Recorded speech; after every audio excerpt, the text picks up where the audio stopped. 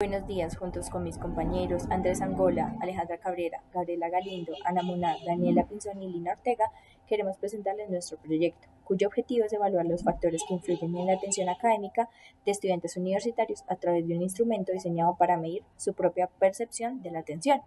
Nuestro estudio consistió en la construcción y validación inicial de la escala de autopercepción atencional, compuesta por 120 ítems distribuidos en 4 dimensiones: baja motivación, problemas de aprendizaje, uso de dispositivos tecnológicos y trastornos del sueño.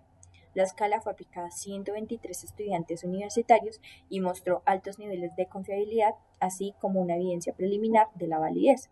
Aunque la estructura factorial aún debe fortalecerse, el instrumento constituye una herramienta útil para identificar factores que interfieren en la atención en contextos educativos.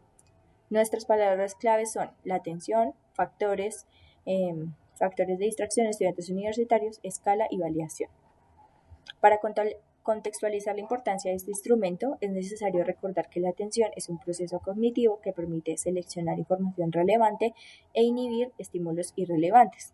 Como lo señalan Anderson y Posner y Petersen, la atención incluye varias modalidades. La atención sostenida, que permite mantener la concentración durante largos periodos; la atención dividida, que distribuye recursos entre dos o más tareas; y la atención alternante, que permite cambiar el foco atencional con rapidez. Estos factores pueden disminuir la atención académica, entre ellos el uso constante de dispositivos electrónicos, la baja motivación, las dificultades en el aprendizaje y trastornos del sueño. Estos elementos han sido ampliamente documentados en la literatura y afectan directamente el rendimiento educativo. Y de esta manera se justifica la necesidad de hacer un instrumento que permita medirlos con precisión.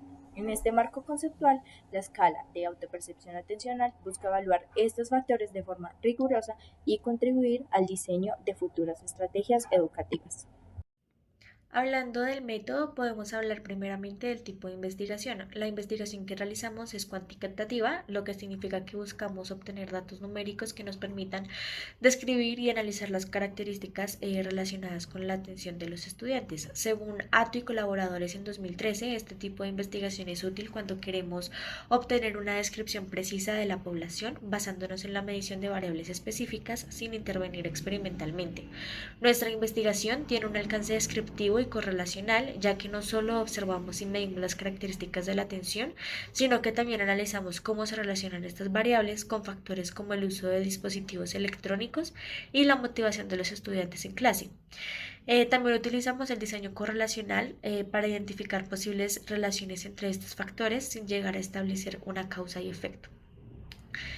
Por otra parte, hablando del diseño de la investigación, el diseño de nuestra investigación fue instrumental, como lo describe Atto y colaboradores también en 2013. Esto significa que utilizamos herramientas psicométricas validadas para la recolección de datos y en este caso empleamos la escala de autopercepción atencional que nos permitió evaluar cómo los estudiantes perciben su capacidad para mantener la atención en sus tareas académicas.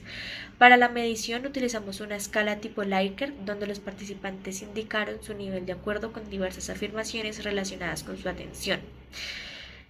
Hablando de la muestra y el muestreo, inicialmente seleccionamos a 150 estudiantes universitarios mediante un muestreo no probabilístico por conveniencia. Este tipo de muestreo se justificó por la accesibilidad de los participantes dentro de la universidad. Sin embargo, debido al incumplimiento de algunos criterios de inclusión, tuvimos que excluir a 27 participantes, quedando finalmente en 123 estudiantes válidos para el análisis.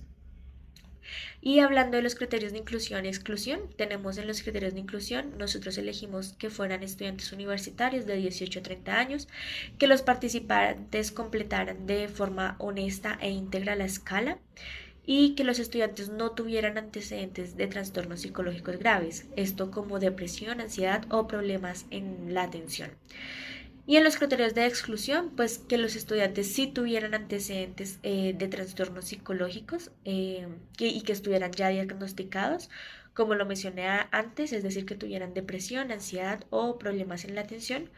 También participantes que no completaran la escala de forma válida o que no consientan el uso de sus datos para la investigación. Y por último, que la escala lo hayan hecho menores de edad o adultos que no estudien ninguna carrera universitaria.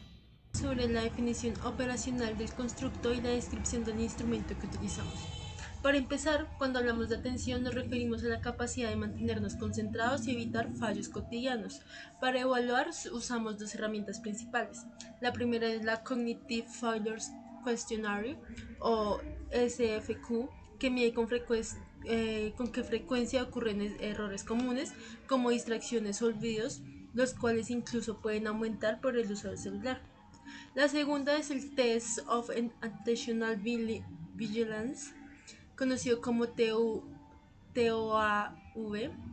que es una prueba computarizada donde la persona responde a estímulos visuales y esta prueba registra los aciertos, los errores y también la impulsividad. En conjunto, estos instrumentos permiten identificar posibles dificultades de atención que son relevantes en el entorno académico. Ahora, pasando a la descripción del instrumento, esta se organiza en varias dimensiones: la baja motivación, los problemas de aprendizaje, el uso de dispositivos tecnológicos durante clase y los trastornos del sueño. En total incluye 120 ítems y se aplica de manera online, específicamente en Google Forms. Los ítems son de tipo cerrado y politómico, es decir, el participante debe elegir entre varias opciones previamente establecidas. El formato de respuesta que utilizamos es una escala tipo Likert con opciones que van desde totalmente de acuerdo hasta totalmente en desacuerdo. Finalmente, los puntajes se obtienen sumando los valores asignados a cada reactivo, de modo que cuanto más alto es el puntaje, mayor es la presencia del factor evaluado en cada dimensión. Bueno, por el lado de la técnica de análisis de información psicométrica, para validez inicialmente se utilizó un juicio de expertos que fue realizado por dos profesores expertos en el área de atención. En estos ellos evaluaron la suficiencia, claridad, coherencia y relevancia de los ítems. También se hizo un juicio de observadores en donde los jueces fueron nuestros propios compañeros de clase, con el objetivo de que se realizara una revisión de los ítems en las mismas categorías de suficiencia, coherencia, relevancia y claridad. Posterior a esto, con JASP se hizo la esfericidad de Bartlett, que nos permitió verificar si las variables se correlacionan lo suficiente para justificar un análisis factorial, y asimismo la carga de los factores, el KMO, que nos indica si la matriz de correlaciones es adecuada para aplicar un análisis factorial. Esto nos aporta evidencia de validez de constructo. Y finalmente la B de Aiken, que se trata de un índice de cuantificación de niveles entre el acuerdo de los observadores, por lo cual eso nos proporciona una validez de contenido. Y por el lado de confiabilidad, lo que se aplicó fue un análisis de discriminación de ítems, el cual discriminaba los ítems entre excelentes, buenos, aceptables, deficientes o insuficientes, lo cual nos ayudaba a saber cuáles ítems se podían mantener sin modificaciones, cuáles ítems se podían mantener con pequeñas modificaciones y cuáles ítems definitivamente necesitaban ser borrados de la prueba. Por otro lado, en consideraciones éticas, pues la creación de un instrumento psicométrico para mediciones debe cumplir igual con la Ley 1090 del 2006, que es la que regula el ejercicio profesional del psicólogo en Colombia. Y asimismo, pues a los participantes se les pidió que llenaran un consentimiento informado. Si estos no aceptaban participar de forma voluntaria, se podían retirar en cualquier momento del estudio. Adicionalmente, según la resolución 8430 de 1993, responder al cuestionario no implicaba afectaciones ni físicas ni psicológicas. Adicionalmente, nosotros teníamos como una supervisión de una persona profesional. Para evaluar cómo fue el resultado de nuestro instrumento, aplicamos varias pruebas estadísticas. La primera fue la prueba KMO, que básicamente nos indica si los ítems están lo suficientemente relacionados entre sí como para realizar un análisis factorial. Como se ve en la tabla 1, el KMO fue de 0.80, lo cual es un buen resultado. Esto quiere decir que los datos sí son adecuados para continuar. Después utilizamos la prueba de esfericidad de Bartlett, que sirve para confirmar si hay una relación entre los ítems. En la tabla 2 se observa que el resultado fue significativo con un p-valor inferior al 0.05. Esto indica que las correlaciones son suficientes para realizar el análisis factorial. En la tabla 3 vemos las características de los factores. Inicialmente los factores explicaban el 43.9% de la variabilidad, Más sin embargo, se realizó una depuración de los ítems, quedando con un total de 15, haciendo que la varianza explicada aumentara a cerca del 50%. Esto significa que el instrumento tiene una estructura aceptable, aunque todavía podría mejorarse. En cuanto a la tabla 4, muestra las cargas factoriales, que indican que también se relaciona cada ítem con su factor. La mayoría de los ítems cargan por encima de 0.40, lo cual es adecuado. Por esto decidimos retirar solo los ítems de menor rendimiento. Finalmente, en la tabla 5 está la confiabilidad. El alfa de Cronbach fue de 0.856 y el omega de 0.858. Estos valores son muy altos, así que podemos decir que el instrumento es confiable. En resumen, los datos eran adecuados, el análisis factorial funcionó bien y la escala mostró una buena confiabilidad. Los jueces no realizaron observaciones importantes frente a los ítems que se utilizaron en la prueba, y como recomendación sería revisar las dimensiones del instrumento para organizarlas mejor y fortalecer su estructura. En cuanto al análisis del instrumento, los resultados muestran que sí se cumple con los criterios básicos de confiabilidad y de validez que se esperaban en esta etapa. Los síntesis fueron altos, con un omega de 0.58 y con un alfa de 0.856, lo que indica coherencia entre los ítems, tal como plantean Atto y pues demás autores. Además, el KMO de 0.80 y la prueba Bartlett significativa confirmaron que las correlaciones entre los ítems permitían realizar el análisis factorial.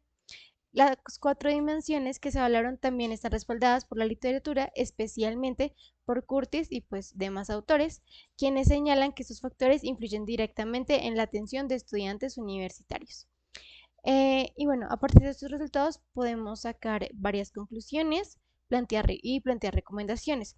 En general, el instrumento tiene una base sólida, pero la varianza explicada del 50% sugiere que la estructura interna aún puede fortalecerse mucho más, pero por eso se propone replicar, el estudio con una muestra más amplia, realizar un análisis factorial confirmatorio, ampliar la evaluación de expertos, también revisar los ítems con cargas bajas e incorporar evidencia convergente, discriminante y de estabilidad temporal. Y pues esas serían nuestras conclusiones y recomendaciones. Muchas gracias.